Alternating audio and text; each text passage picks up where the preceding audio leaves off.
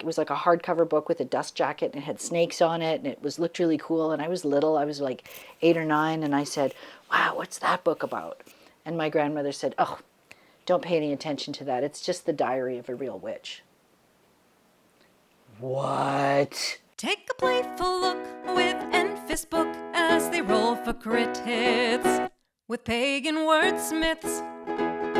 Hi there, and welcome to 4 Quick Cues Book Talk with Enfys. I'm Enfys J. Book, and on this show, I ask pagan authors 4 quick questions chosen by a roll of the dice. I'm so excited to introduce you to Dodie Graham McKay, pronouns she, her, who is a writer, green witch, and filmmaker. She is inspired to document and share stories that capture the beauty of nature and the visible and invisible realms of magic and witchcraft. She is the author of the books Earth Magic, The Elements of Witchcraft, and the forthcoming The Witch's Ally, Building a Magical Relationship with Familiars and Animal Companions. And her documentary films include The Winnipegans, Starry Nights, and the 5 TV 4-part series Exploring the Sacred. Dodie spends her spare time walking her dogs and facilitating a busy coven. She lives in Treaty 1 territory, homeland of the Métis Nation, Winnipeg, Manitoba, Canada. Dodie, welcome to the show. It's great to have you here. Thanks, Enfys. It's great to be here. I'm so excited to have you. We've gotten to hang out a little bit at a couple of conventions in the past, like Paganicon, I think most recently, and it's always such a pleasure to talk to you, so I'm so glad you're on the show. I also had the pleasure of reading The Witch's Ally, which is stupendous, and I'm so excited for this book to come out into the world because it is such a great comprehensive look at all the different facets and concepts around familiars and animal spirits, and it's just such a valuable resource. So thank you for putting that into the world. Well, thanks for reading it. You know, there's nothing more nerve-wracking than revealing your manuscript to your fellow writers. You know, what a disaster if everybody hated it, right? So thank you for reading it and liking it. It's fantastic. I cannot wait for people to get their hands on this book because it's just super, super well done and valuable and has a lot of really good personal stories and very heartwarming and sometimes heart-wrenching stories about working with animals. And it feels very real and has just tons and tons of really practical information. I really learned a lot. So have you ever been interviewed by a 20-sided dice before? Not that I remember. I'm not going to rule it out, but I don't think so. We've all done things in our 20s we don't remember. Who knows? Those were heady days. So the die I've chosen today is, of course, folks on the podcast can't see this, but it is kind of a light blue and dark blue sort of marbly, lovely little thing. And as we talked about before, one of our traditions is to have our guest name the die for the purpose of the interview. So what would you like to call our die? Let's go with Rollo McDicey Pants. I love that so much. It's a bit alarming that that's the first thing that came to my mind, but there you go. I'm extremely excited. We haven't had a McDicey Pants yet.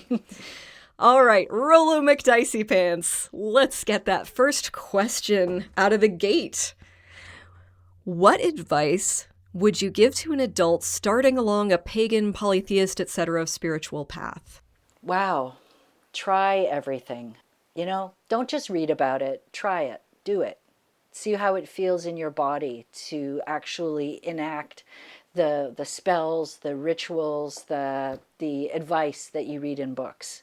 You know, it's super easy to read books and it's super comfortable to stay in your chair, but to actually stand up and like walk through a ritual that you read about or try a spell that you hear about in a podcast, you know, let your body form a memory of what that magic actually feels like. That is phenomenal advice. I found one of the most challenging parts of magical practice for me is moving beyond the reading into the doing. Yeah. Like I'm such a voracious reader. I love to intake as much information as possible, but the real power in magic comes from actually doing it and actually practicing. And that's been one of the hardest things for me to learn as I've progressed from being a baby pagan into more of a adult pagan, I guess. Well, you know, there's new seekers and advanced practitioners, and, you know, and when you're a new seeker, it's your job to seek. And when you find things, you need to do something with that information, right?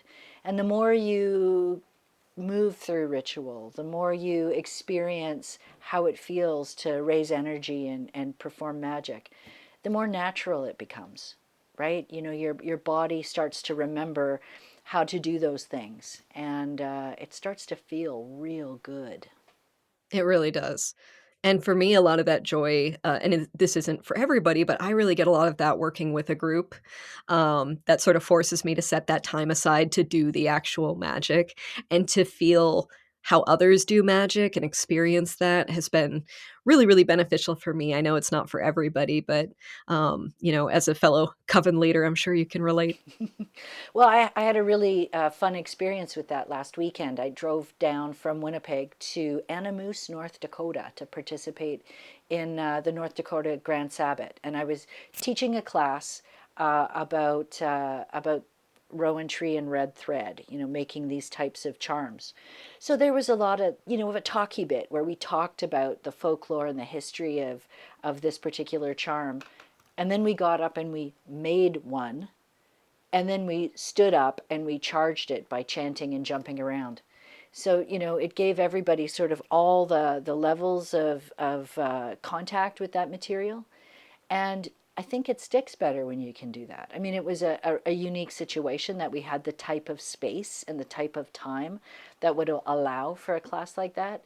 Um, but it was great. And it became part of people's muscle memory by the end of the session. So I'm a big fan of getting up and doing. That sounds like a really great workshop. I wish I could have been there. That sounds great. Hopefully I'll get to see you do that at a future Oh, event. maybe. All right, Rolo McDicey Pants. Let's go for question 2. Oh, this one's about writing. Uh-oh. What motivates you to go to write each day? Well, I don't have the privilege of having time to write each day, so there's a lot of anticipation that builds. I have a day job. Writing is not a lucrative career choice.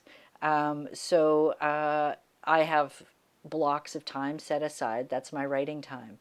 And I feel like, you know, I'm revving my engine to get to those blocks in my week where I can sit down and write. And then it becomes like a race to how much can I think and do before my time runs out, you know? So it's very motivated. And sometimes, you know, I'll take holiday time from work in order to just have a block of time. Um, yeah, it's a special thing. And I'm motivated by the scarcity of it. Yeah, I really relate. I also have a day job and having I've got 3 hours this week that I can devote to writing and I've got a deadline 1 month out. You know, I have to make every second count. It really is motivating. I don't have the luxury of spending all day every day on it. Um, so yeah, I totally get that. Well, you know, I keep trying to get that winning lottery ticket, so maybe someday I'll be able to quit my day job. Someday, hope springs eternal. All right, Rolo McDicey Pants. I'm just going to keep saying that because it's fun to say. All right, our third question is number 2. What is the biggest challenge of being in pagan leadership or I'm just going to loosely call it pagan of note, an author, a public pagan, as you will? I think there's a type of pressure that comes with people expecting you always to have a definitive answer. You know, there's as soon as you write a book or you present at an event or you lead a circle or you facilitate a group, there's this nasty, rather human instinct to put leaders on pedestals or believe that leaders have some kind of you know, ability to collect knowledge beyond a normal person, and that's really unfortunate because it instantly sets people in those positions up for failure or to cause disappointment. You know, if I don't know something, I'll just say, hey, I don't know. Let's figure that out together. Or if you figure it out before me, can you let me know? Which is really disappointing for folks. You know, and as a writer, when people say, what was your source for this obscure bit of information at the on page blah blah blah of your book, and you're like, I'd have to double check, can I get back to you? That's really disappointing too. You know, you know, you just can't be expected to have every answer all the time. And that, you know, can be a bit disappointing for folks. Legit. I did an interview recently about one of my books, and they were like, which tarot card goes with this path on the Tree of Life? And I was like, I honestly don't remember offhand. That's not something I have in my encyclopedic knowledge. It's in my book. There's a list, but it's not a factoid I have memorized off the top of my head. And I think they were disappointed in that, but I was like, a part of the point of the book is you don't have to memorize everything. So, yeah. And expecting people to memorize it all is you're going to be disappointed. Well, yeah. And a lot of times the material that you cover in your research is stuff that you have in your notes. You know, if I could turn the camera around, if I could show everybody this office, I've got about, I don't know, 35 black 3-ring binders full of reference material for just random stuff in my life in witchcraft. I can't memorize it. That's why it's in books. That's why I keep notes, right? So, totally understandable Yeah. that you wouldn't remember everything you've ever learned. Especially when you're on the spot, like when you're being interviewed in a podcast live, it's just like, that's when your brain goes blank, right? It's like, even Absolutely. if I knew the answer, it wasn't there in that moment. Hey, But hey, I yeah. got stressed out about naming a dice today, so, what if I can't think of a great name? You came up with the best name I've heard, so I think you knocked that one out of the park. And speaking of which, though, it's now time for our random encounter question. Random encounter question. And this is the question where Rolo McDiceypants is joined by a little four-sided friend, and we're going to choose this question from a table of 80 possibilities. So let's see what we end up with. Ooh, 4 and 17. What book has had the greatest influence on your life? And it doesn't have to be a witchy book. Oh, geez. I just had a conversation about this last weekend with a couple of friends, like about those important books. And I'm turning around. You can't see me, but I'm turning around and looking at my bookshelf because I think there would be a couple that I would throw into that category. One of them is Diary of a Witch by Sybil Leek. My grandmother had a copy, and I'd love to say that I have this like really cool hereditary witch backstory. But no, my grandmother just liked books that would scare her. She would call them spooky books. And she ordered this book from her book club, hoping it would be like a horror novel. And I remember it being in her house, and it had this cool cover with like, it was like a hardcover book with a dust jacket, and it had snakes on it, and looked really cool. And I was little, I was like 8 or 9, and I said, wow, what's that book about? And my grandmother said, oh, don't pay any attention to that. It's just the diary of a real witch. What? That was just captivating. So I remember sneaking it when she would fall asleep and I'd sleep over at her house. I'd sneak it out and read it because, like, witches were real. And it blew my mind. And I never got over that excitement. And I still have that kind of sense of fun when I find witches in unusual places. It's like, yeah, witches are real. We're real. So, that would be one. I love I love that story. Well, I just love remembering my little self being so excited about that news. Well, it sounds like grandma doesn't know how kids work, because if you say don't pay any attention to that, Right? and then have the coolest, like, a little blurb about what it's about possible, like, of course you're going to go look at it. That's it sounds rad as hell. Yeah. Well, and my adult self just thinks that's super hilarious that Nanny thought it was super boring that witches were real. Right. One of my moments when I first moved to Washington, D.C., and I was working on near Capitol Hill, I was going through Union Station and there was a lot of smoke coming out around like the escalators, and a bunch of us were passing between these escalators and there's smoke, and a bunch of us are turning to look like what is going on, and this guy behind me just scoffs and goes, "Ugh, it's only an escalator fire."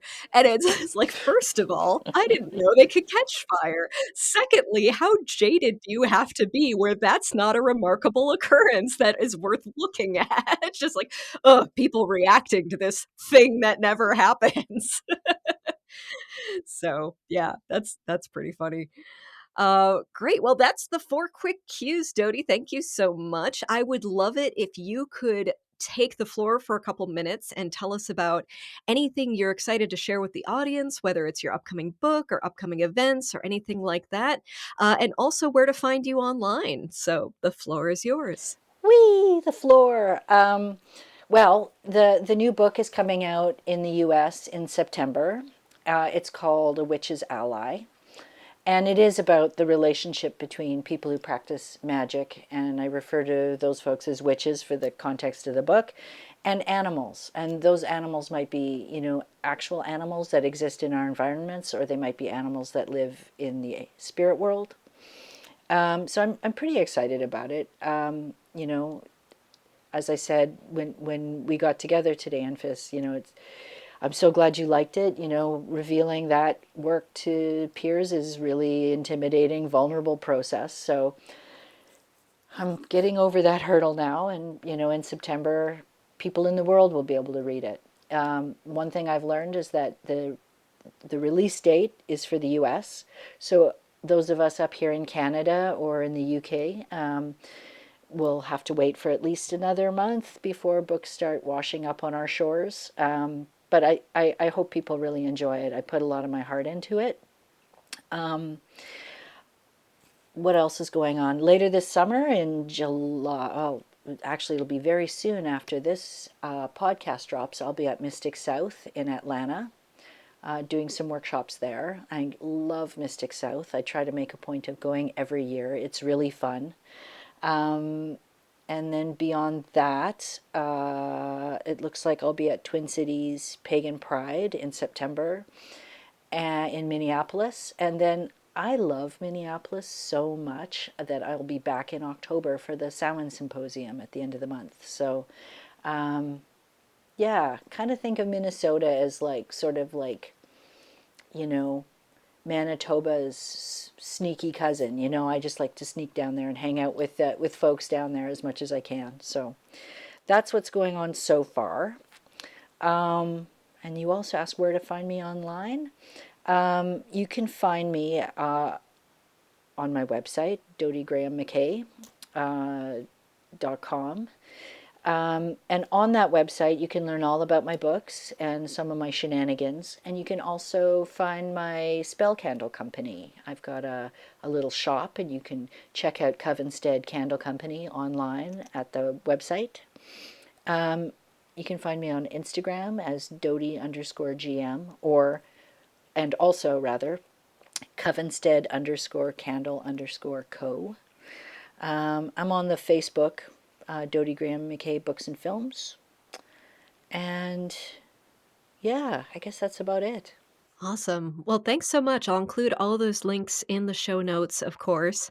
And just thank you for being here. It's always such a delight to talk to you. And I'm just so glad we were able to make our schedules align so this could happen. So, and thank you, listeners, for listening to my weird, nerdy little dice-based interview show.